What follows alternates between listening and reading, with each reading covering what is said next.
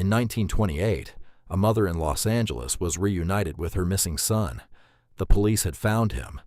There were photographs, a crowd, reporters, a happy ending to a story that had gripped the whole country. The boy stepped off the train and the cameras flashed.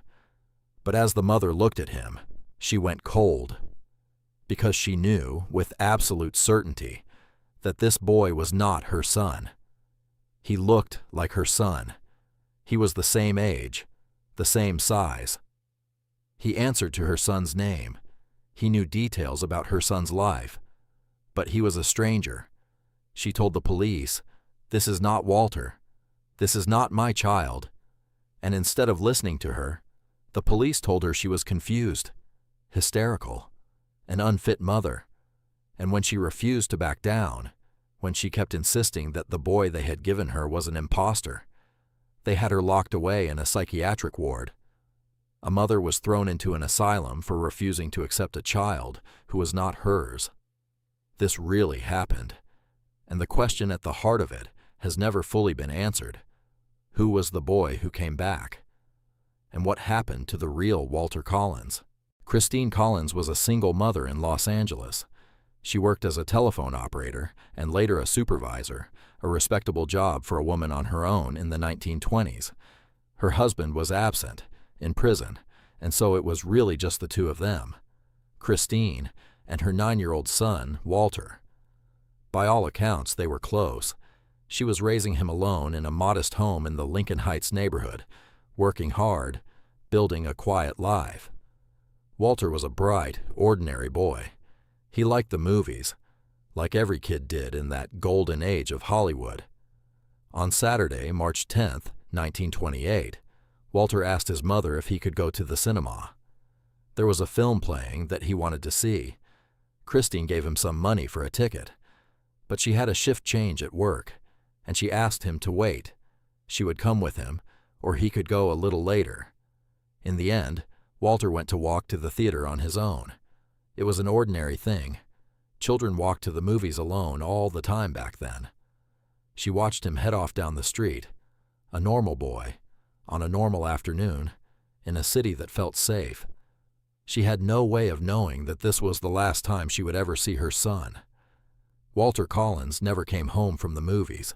When Walter didn't come home that evening, Christine's worry turned to panic. She called the police. She called the parents of his friends. She searched the neighborhood. But Walter had simply vanished. There were no witnesses, no ransom note, no trace. The case exploded across the newspapers. A little boy, gone without a sound, in the heart of Los Angeles. Tips poured in from across the state. People claimed to have seen Walter in San Francisco, in Oakland, all over California. The police chased hundreds of leads, and every single one of them led nowhere. This was a difficult time for the Los Angeles Police Department. In the 1920s, the LAPD had a reputation for corruption and brutality. They were under intense public scrutiny, mocked in the press as incompetent. And a high-profile missing child they couldn't find was exactly the kind of story that made them look helpless. The pressure built for months. Christine kept hoping, kept searching, kept believing her boy was out there somewhere. And then, 5 months after Walter disappeared, the police got the break they had been praying for. A boy had turned up, hundreds of miles away, in DeKalb, Illinois. A boy who said his name was Walter Collins. The police were overjoyed. Finally, a happy ending. Finally, a way to fix their battered image. There was just one problem. It wasn't him. The police arranged everything. Christine paid to have the boy brought by train from Illinois to Los Angeles, and they turned his arrival into a public spectacle, a joyful reunion staged for the cameras. The press was there. A crowd was there. The LAPD wanted the whole city to see them reuniting a mother with her lost son. The train arrived. The boy stepped onto the platform, and Christine looked at him and felt her heart drop. It wasn't Walter. She said so, right there. But the police and the crowd were swept up in the moment, and she was overwhelmed, uncertain, surrounded by people telling her this was her son. The boy did resemble Walter. He was the right age, and Captain J.J. Jones of the LAPD urged her, "Take him home. Try him out. You're just in shock." A mother's instinct, he implied, would return. Confused and exhausted, Christine took the boy home, but a mother knows. Over the next 3 weeks, the certainty only grew. This boy was shorter than Walter had been. Children don't get shorter. His teeth were different. She took him to Walter's own dentist, who confirmed the teeth did not match. She gathered evidence, documentation, proof, and then she went back to the police and told them plainly, "This is not my son. You have the wrong boy, and my real son is still out there." Here is where the story turns from tragedy into something darker. Captain Jones did not want to hear that the boy was an imposter. To admit the boy wasn't Walter meant admitting the LAPD had failed again, publicly, humiliatingly. So instead of reopening the investigation, Jones turned on Christine. He accused her of trying to abandon her own child, of shirking her responsibility as a mother. And when she would not stop, when she kept gathering evidence and speaking to the press, he signed an order and had her committed to the psychiatric ward of the Los Angeles County Hospital. She was placed under what was called a Code 12, a designation the police used to lock away people who were inconvenient to them. Christine was imprisoned in the asylum with no trial, no rights, no way out. While she was held there, she met other women who had also been committed by the police simply for being difficult, for asking too many questions, for embarrassing the department. And all the while, she kept insisting she was sane and that the boy was not her son. Finally, the truth broke open. The boy confessed. His real name was Arthur Hutchins.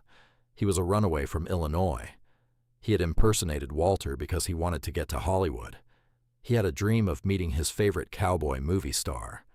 A drifter had told him he looked like the missing Collins boy, and he had run with it. The whole reunion, the tears, the cameras, the happy ending, had been built on a lie. And Christine had been telling the truth the entire time. Christine Collins was released from the asylum. The imposter was gone, sent back east. But her real question remained, as open and as painful as the day Walter first vanished. Where was her son? The answer, when it came, was a nightmare with no proof. Around the same time, police uncovered a horrifying crime on a ranch outside the city. A man had been luring and killing young boys. When investigators searched the property, they came to believe that Walter had been one of the victims, taken and never coming home. The man's own mother confessed that Walter had died there, but the killer himself denied it, again and again. And crucially, Walter's body was never found. No remains that could be proven to be his, just fragments, testimony, and contradictions. For Christine, that lack of proof left a door open, a terrible, narrow door of hope. Because the killer denied it, because no body was ever identified, she could never be certain her son was truly dead. And so she never stopped looking.